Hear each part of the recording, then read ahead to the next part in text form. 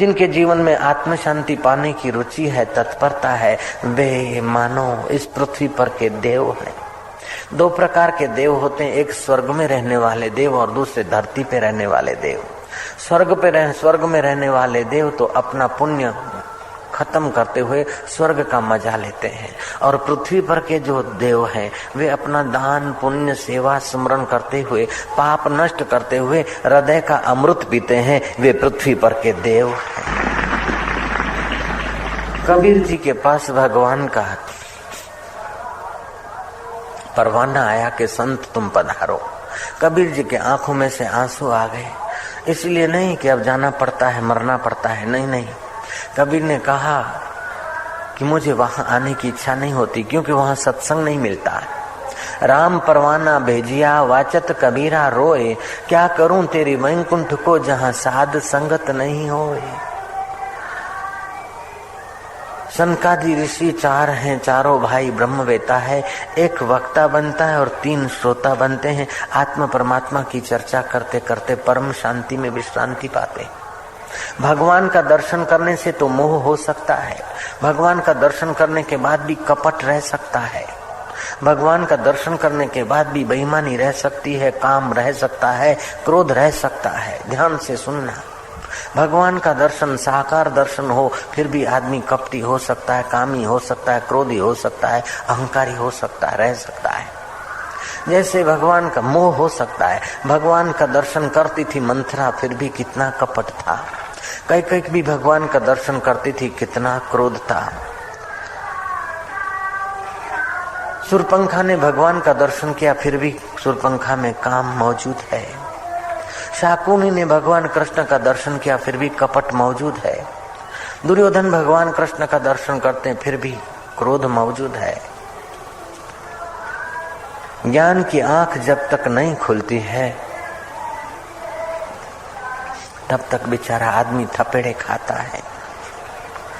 और भगवान कृष्ण ने अर्जुन को उपदेश दिया और अर्जुन को श्री कृष्ण ने कृष्ण तत्व का दर्शन कराया। अर्जुन कहता है, नष्टो मोह सुमृति लब्ध्वा तव प्रसादात् मया च्युतः स्थिरो अस्मि गत संदेह करिष्ये वचनम तव। मेरा मोह नष्ट हो गया। तो शिव जी का दर्शन हो जाए, राम जी का दर्शन हो जाए, कृष्ण जी का दर्शन हो जाए, लेकिन जब तक सतगुरु आत्मा परमात्मा का दर्शन नहीं कराता है तब तक काम रह सकता है, क्रोध रह सकता है, लोभ रह सकता है, मोह रह सकता है, पाखंड रह सकता है, अहंकार रह सकता है। शूर्पणखा ने राम जी के दर्शन किए थे, शाकुनी ने कृष्ण के दर्शन किए थे, लेकिन जब तक सतगुरु तत्व का दर्शन नहीं होता है तब तक इस जीव की बेचारे की साधना अधूरी रह जाती है। तब तक मन के जगत में ही रहता है और मन कभी बेचारा मन खुश तो कभी नाराज, कभी मन में मजा आया कभी नहीं आया। इसीलिए कबीर जी ने ठीक कहा है, भटक मुआ भेदू बिना पावे कौन उपाय, खोजत खोजत जुग गए पाव कोस घर आए।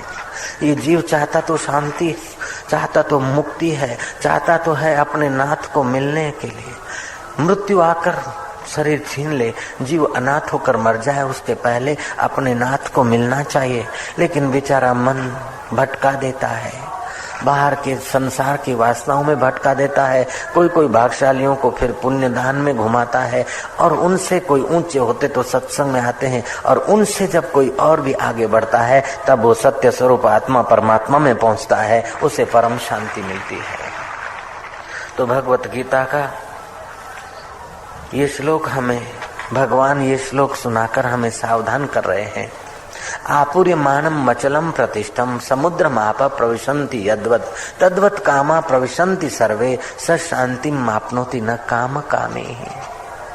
जैसे समुद्र में सारी नदियां चली जाती है फिर भी समुद्र अपनी मर्यादा नहीं छोड़ता है, सबको समा लेता है। ऐसे ही उस निर्वासनिक पुरुष के पास सब कुछ आ जाए फिर भी वो परम शांति में निमग्न पुरुष झुका त्यों रहता है। तो ऐसी जो अवस्था है उस अवस्था का ख्याल करके जो साधन भजन किया जाए आदमी जल्दी पहुंचता है। 3 बातें तो सब लोगों को अपने जीवन में लानी ही चाहिए। ये 3 बातें जो आदमी नहीं जानता है वो आदमी के वेश में पशु है, पशु। 3 बातें तो हर एक मनुष्य को जाननी ही चाहिए। एक तो ये कि मृत्यु कभी भी हो सकती है, कहीं भी हो सकती है। जयराम जी की मृत्यु कभी भी हो सकती है, कहीं भी हो सकती है, ये बात पक्की जाननी चाहिए। दूसरी बात, बीता हुआ समय फिर वापस नहीं आता। और तीसरी बात कि अपना लक्ष्य परम शांति परमात्मा होना चाहिए। अगर तुम्हारा लक्ष्य उज्जैन नहीं है और तुम घर से निकले, यात्रा करते करते महीनों तक भटक भटक के फिर वहीं पहुंच जाए, अगर लक्ष्य नहीं बना के आते तो यहाँ पहुंचते नहीं। पहले लक्ष्य बनाना पड़ता है, बाद में यात्रा शुरू होती है। ऐसे ही भगवान की भक्ति का ऊंचे में ऊंचा लक्ष्य हम लोग नहीं बनाते, इसलिए हम वर्षों तक की भटकान भटकते भटकते अंत में कंगले के कंगले रह जाते। महाराज कंगले क्यों? भक्ति किया, धन मिला, यश मिला, ये तो मिला, लेकिन मरे तो कंगले रह गए। सच्चा धन तो परमात्मा प्राप्ति है, ये तो बाहर का धन है, ये तो यहीं पड़ा रह जाएगा। इस शरीर को खिलाया पिलाया वो भी यहीं रह जाएगा। सच्चा धन तो आत्मधन है। कबीर जी ने ठीक कहा, कबीरा ये जग निर्धना, धनवंता नहीं कोई, धनवंता तेहु जानिए जाको राम नाम धन होई। जिसके जीवन में वो रोम रोम में रमने वाला परम शांति स्वरूप, सुख स्वरूप, आनंद स्वरूप राम नाम का धन नहीं है, वो धनवान होते हुए भी कोई धनवान नहीं है। मैंने सुनी है कहानी कि कोई हाथी मर गया, यमपुरी गया। यमपुरी यमराज ने हाथी से पूछा कि इतना मोटा बड़ा ताजा तवाना हाथी, तू मनुष्य लोक में पैदा हुआ और ऐसे कंगले का कंगला आ गया, कुछ कमाई नहीं की तूने? हाथी बोलता है, मैं क्या कमाई करता, मेरे से तो बड़ा मनुष्य है, वो भी कंगाल का कंगाल आ जाता है। यमराज ने कहा, मनुष्य बड़ा कैसे? तेरे पैर के आगे खड़ा रहता है तो मनुष्य छोटा सा है, तो एक पूंछ का झापट मारे तो मनुष्य 4 गुलाट खा ले, तेरी एक सूंड 10 मनुष्यों को घुमा के गिरा दे। मनुष्य से तो बड़ा मजबूत घोड़ा होता है, घोड़े से बड़ा ऊंट होता है और कई प्राणी होते हैं, और उन सबसे तू बड़ा है। हाथी बोलता है, शरीर से तो मैं बड़ा हूं, लेकिन फिर भी मैं बड़ा नहीं, मनुष्य मुझ पर राज्य करता है, इसलिए मनुष्य मुझसे बड़ा है। एक महावत मुझे चलाता, घुमाता फिराता नचाता है, मनुष्य बड़ा है। यमराज ने कहा, खाक, मनुष्य बड़ा है? मनुष्य तो बहुत नाटा है, छोटा है। इधर तो कई मनुष्य आते हैं, मनुष्य बड़े नहीं। हाथी बोलता है कि आपके पास मुर्दे मनुष्य आते हैं, कोई जिंदा से पाला पड़े तो पता चले कि मनुष्य कैसा होता है। जयराम जी की बोलना पड़ेगा। यमराज ने कहा, अच्छा तो मैं जिंदा मनुष्य कभी मंगवा लूंगा। अनऑफिशियली किसी को उठाकर ले आए, यमदूत को कह दिया। खड़े में कोई जवान सोया था, किसान, रात्रि का समय था। यमदूतों ने खाट के पहियों को घेर के संकल्प से, जैसे लिफ्ट चलती है, ऐसे उठा लिया ऊपर उसको। उसके प्राण निकाले नहीं, सीधे का सीधा ले जा रहे थे। उसकी मृत्यु तो थी नहीं, अनऑफिशियली उठा के ले जा रहे थे। ऊपर की ठंडी हवाओं ने उस किसान की नींद खोल दी। उसने कथा में सुना था यमदूत ऐसे होते हैं वैसे होते हैं। सन्नाटे का समय था, चित्त एकाग्र था, वो देखा कि ये तो मुझे यमपुरी ले जा रहे हैं। अगर इनके आगे कुछ भी बोला तो तू मैं हो गई। जरा सा खटिया टेढ़ा करेंगे तो मैं ऐसा गिरूंगा कि एक एक हड्डी कहीं बिखर जाएगी, पता नहीं चलेगा। इतना ऊंचा चला गया था, गुरुत्वाकर्षण नियम के करीब करीब पहुंचा होगा शायद।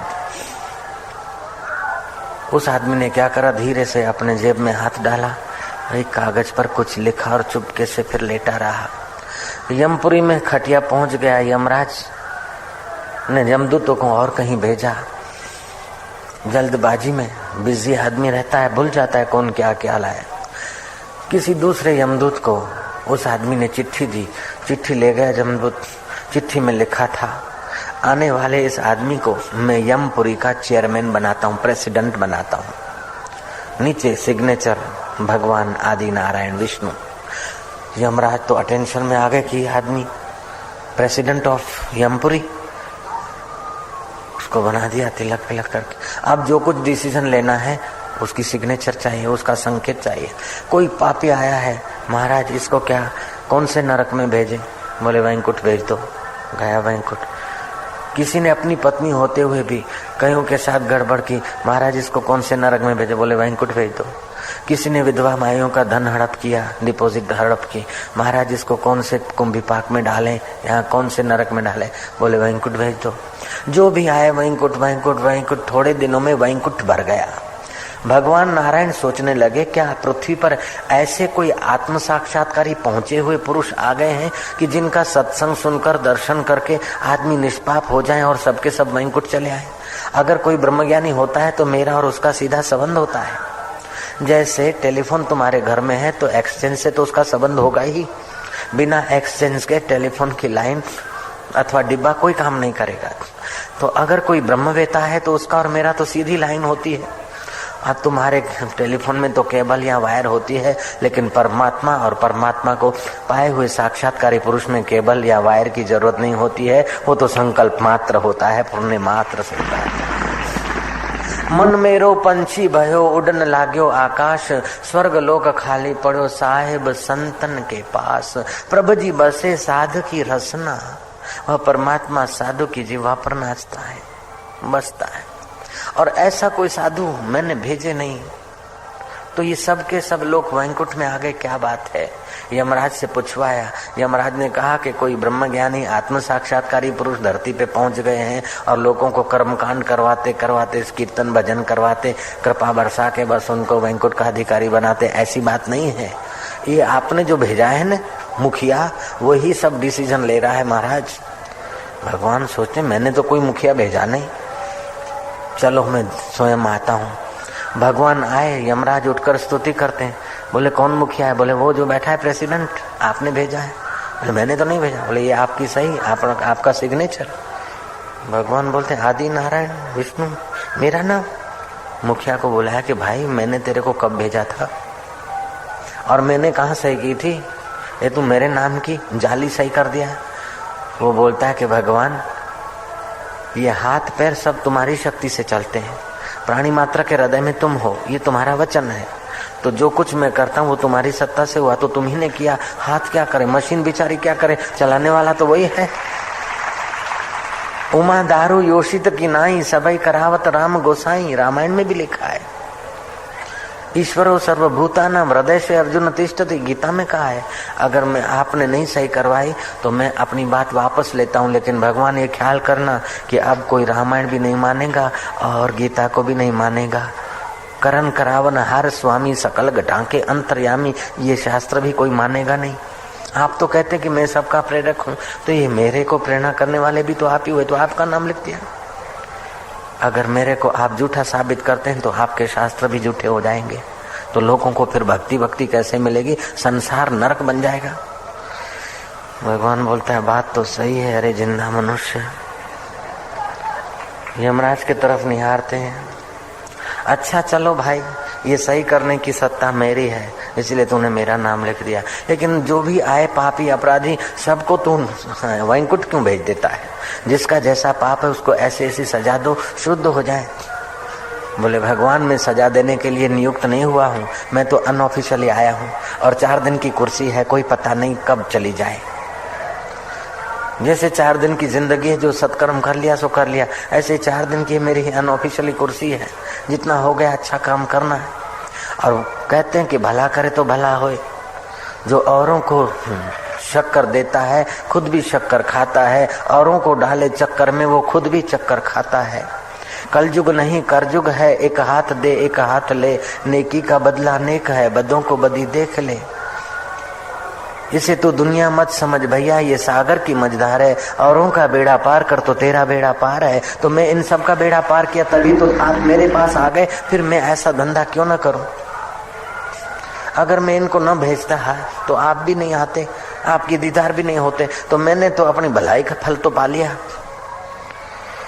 भगवान लंबी सांस छोड़ते हुए कहते हैं कि अरे चल भाई, उनको भेज दिया तो भेज दिया, अब तू पुण्य कमा लिया, मेरा दर्शन कर लिया, उनको मैं वापस भेजता हूँ। बोले भगवान उनको वापस भेजोगे तो फिर आपके दर्शन का फल क्या? फिर नरक में? तो फिर आपके दर्शन की महिमा कैसे?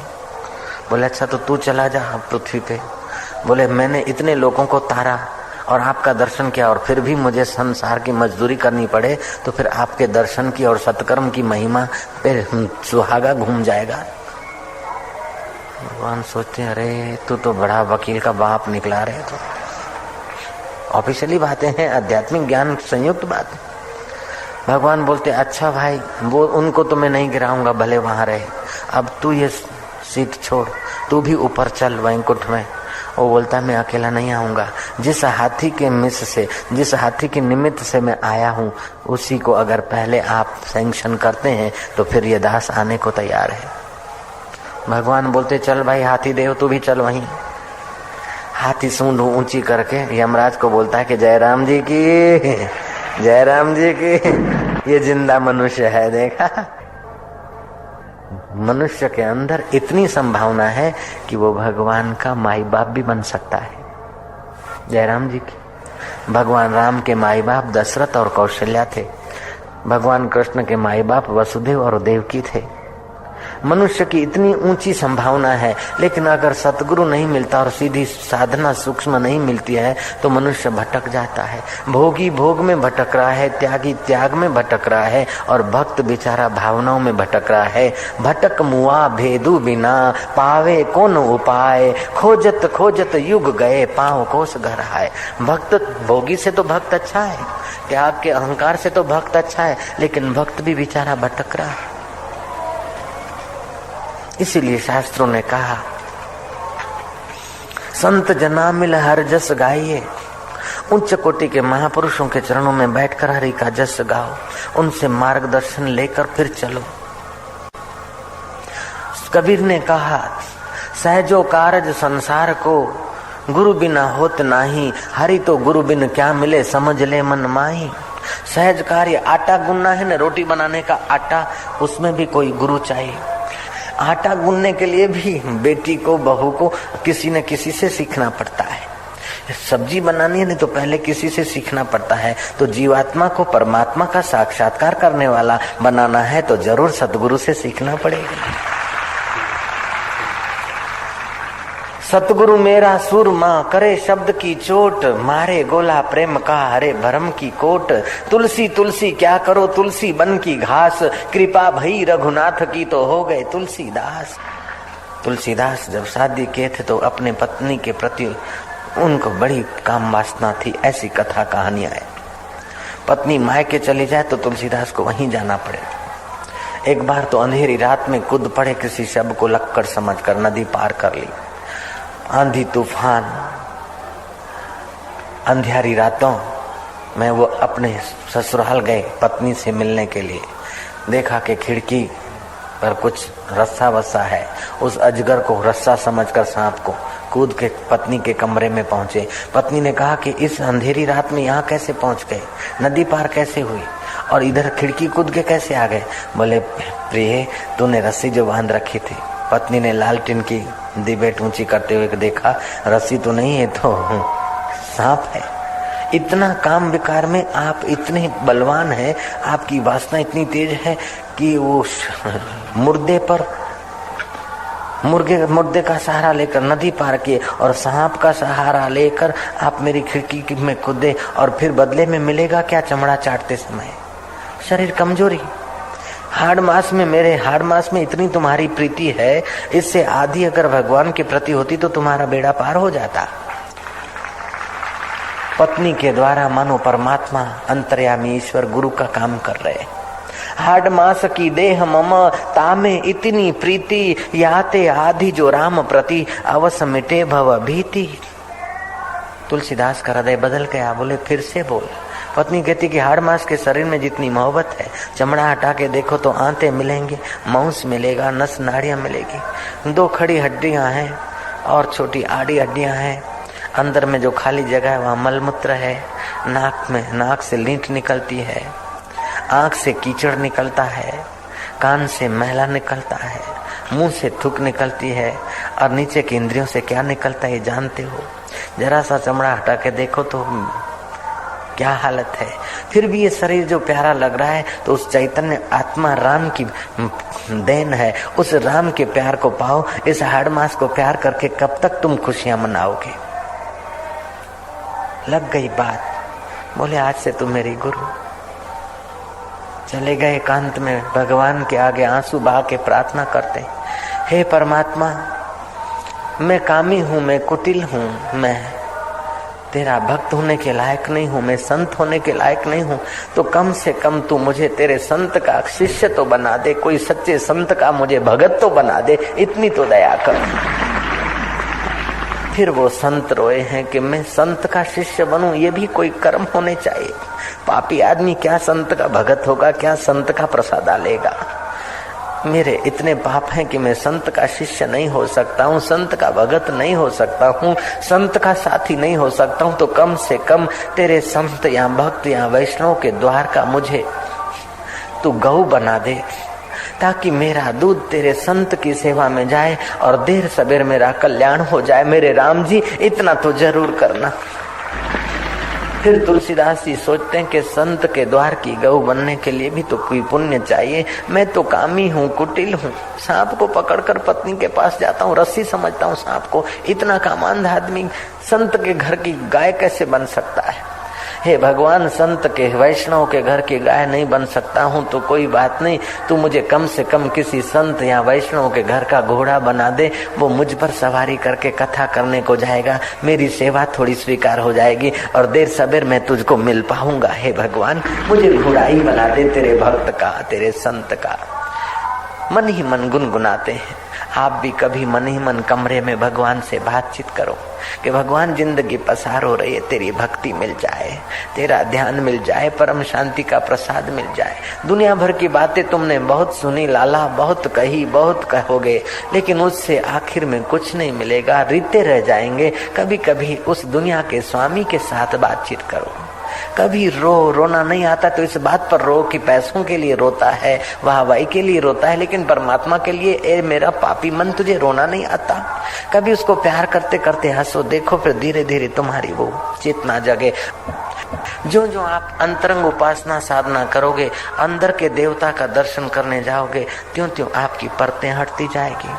बाहर के देव के दर्शन करने में तो तुम्हें लाइन लगानी पड़ेगी, पर्ची फड़ाने पर भी दर्शन हो चाहे न हो, लेकिन यहाँ अंदर का देव तो जब चाहिए तब दर्शन कर सकते हो। और अंदर के देव के दर्शन एक बार ठीक हो गए तो फिर बाहर के देव के तुमने दर्शन न भी किए तो कोई फिक्र की बात नहीं है, तुम्हारा जहाँ भी हो वहाँ देव ही देव है।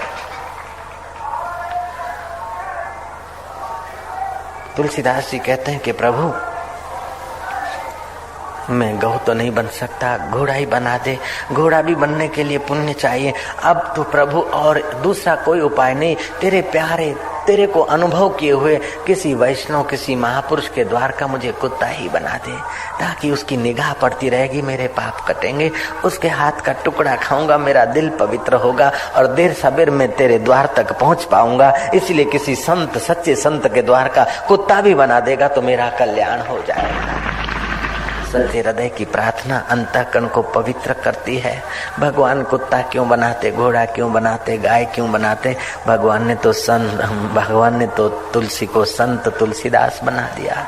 तुलसी तुलसी क्या करो, तुलसी बन की घास, कृपा भई रघुनाथ की, तो हो गए तुलसीदास। उस रघुनाथ की कृपा को पाने के लिए आप भी छटपटाओ, कभी यत्न करो। इतना जिंदगी का समय बीता चला जा रहा है, अब कितना है बाकी?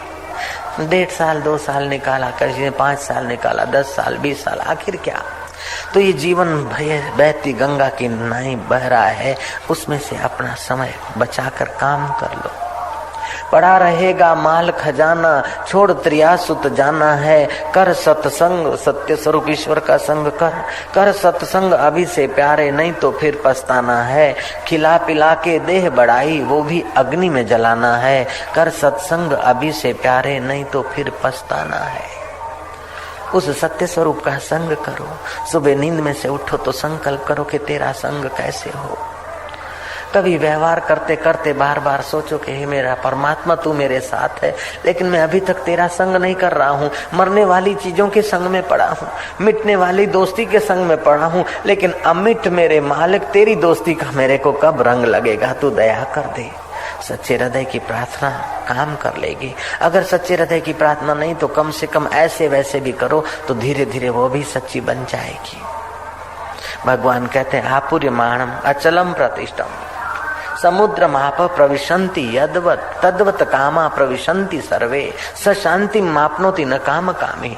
हल्की चीज को निकालने के लिए, हल्की कामनाओं को निकालने के लिए अच्छी कामना करनी चाहिए। जैसे कांटे से कांटा निकलता है, ऐसे ही हल्के वासनाओं से, हल्के कर्मों से अपने दिल को पवित्र करना हो तो अच्छे कर्म में लगा दे अपने दिल को।